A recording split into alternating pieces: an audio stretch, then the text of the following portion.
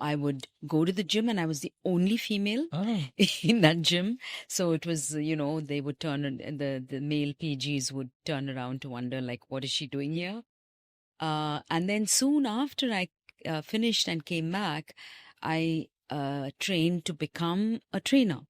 And which is why I started teaching women exercise in groups, as well as my pregnant women, trained my nurses to teach antenatal, postnatal classes. So exercise has been a huge, huge influence in my life. And I saw that the lack of it was a huge influence in other women's lives, which is why I introduced it as part of my prescriptions.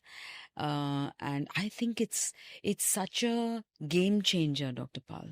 Because just a small amount, it doesn't even have to be 40 minutes and 1 hour. Just a small amount can change everything from your mood to your motivation, positivity, right? Wow. A person listening to this get motivated right away, ma'am. I hope so. I hope so. I want to do. Yeah. But if a person listening to this wants to start somewhere, Yeah. where should they start? Just start small. Small. Just start small. 10 minutes, 3 times a day. It doesn't, like I said, a lot of people get discouraged because they think they have to do 1 hour every day. And now WHO recommends 150 minutes minimum in a week.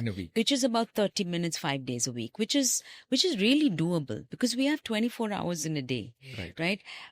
So when I tell my clients to write down what they do from morning to night, right, from the time they wake up, they suddenly discover they have big gaps of time wasters where they're just scrolling the internet or they're doing pretty much nothing.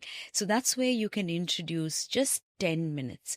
And it doesn't have to... tell me about that. You ask your clients to actually, what do you do? To write down from morning to night, what do they do? Like wake up at 6, 6 to 6:30, they are looking at their Instagram, right? Then they go for a bath, then they take a shower, then they are, whatever it is. And so from hour to hour, they write down what they've done. I see. And then they themselves discover, wow, this is a huge time waster. From 2 p.m. to 4 p.m., I actually have a huge gap, time frame where I can introduce my exercise or meditation or whatever it is that they want to introduce.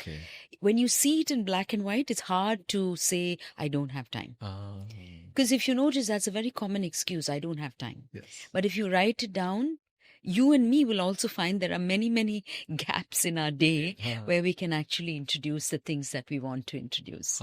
So let's say they find a time block. Right. That they say, oh my God, I have like 15, 20 minutes. Yes. What should they do? Start with just walking. Start with just walking around the block, and start at whatever pace you want to start. It doesn't have to be very fast, but then start to increase the pace so that you cover a longer distance, and then start to increase the time that you spend walking. So if you have a whole 30 minutes, go for 30 minutes. But if you have 2 15-minute segments in a day, that's fine. Do 15 minutes in the morning, 15 minutes at night, right? So once you start doing that and then you start finding the change in your body, then you start the strength training. You introduce strength training, even once a day, once a week. Make it twice a week. Minimum requirement is twice a week. You need to work the same muscle at least twice a week. So if you do work your shoulders on a Tuesday, you need to repeat it on a Friday or a Thursday, right? So introduce strength training at least twice a week. Then you start to, okay, I do have an hour, right? You suddenly discover, we don't have an hour. I do have an hour.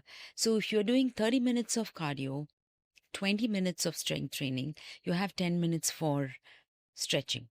So you could do 10 minutes of yoga, right? You don't need to do an entire hour of yoga. Unless you love it and you have the time, that's fine.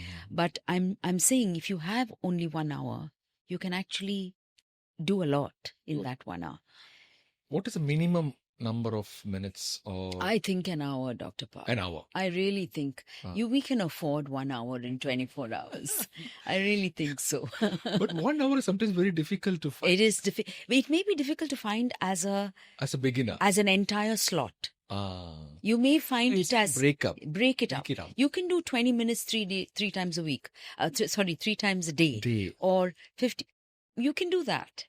That's what I'm trying to say. Exercise snacking, it's called. Correct. So you don't need educate us about exercise snacking. snacking. Yeah, it's as good. It's been found to be as good as doing a whole hour continuously. So if you have 15 minutes 3 times a week, 3 times a day, fine, that's fine. And what is interesting is when you do just 15 minutes, you can actually push quite hard because you know it's only 15 minutes. So your intensity can actually go up. So if you have 15 minutes and you're at home, you don't even need to get to the gym. So if you do a series of squats, lunges, push-ups, even if it's a wall push-up, maybe a Bulgarian squat, you do a plank, a circuit of say 6-7 exercises, 3 circuits, 15 minutes. That's good enough. So if you do you pretty much choose one exercise to address one body part or a group of muscles, let's say, and repeat that exercise 3 times, you're done. Done for the whole week if you do it on a day. Yeah. In my New Me program, we have a lot of women. Yeah. And I keep on educating them to do strength training. And people really focus mainly on the diet. Yeah. And they don't want to do exercise. Yeah. So we introduce group Zoom sessions, right? Yeah, excellent. But that person is telling me that what will I do in the group when other people are doing? I don't know where to start.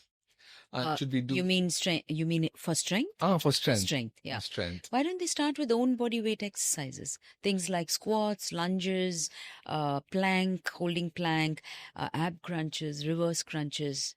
Just own body weight. Own body weight. So if you have to decide a plan, let's say for somebody listening to this, right. So you could say that, okay, so you have 15 minutes 3 times a day or 4 times a day. Right. So you only in the first 15 or the second 15, you are doing strength training, let's say. Okay.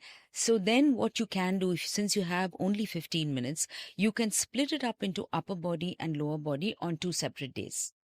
You may not be able to do all of these in 15 minutes. So choose only the upper body exercises, the plank, the bent over rowing, the push-up, right? And the ab crunch, maybe 4 exercises that addresses upper body. And you do that on Monday and you do it on Thursday. Then on Tuesday and Friday, you do the squats, the lunges, the Bulgarian squat, the reverse squat, all of that. Wow. Right? I've never seen a passionate gynecologist pushing for strength training this much. Why, ma'am? Have you seen patients got it better? Yes, absolutely. Absolutely. Can you tell us an example? Diabetes has control is much better when you do strength training and you build muscle. When you think about it, what is the organ that uses glucose the most besides the brain? It's the muscle. Right? So the more muscle mass you have, the more active, high quality muscle mass you have, the better your glucose control. And I've seen this in pre-diabetics and in diabetics, where the requirement for the drug has come down considerably once they build enough muscle mass. I see. Yeah. How is that tied down to gynecological health?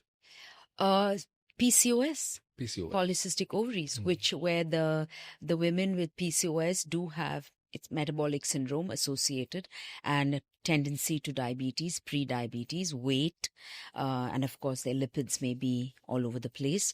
When they start strength training, even the lean PCOS.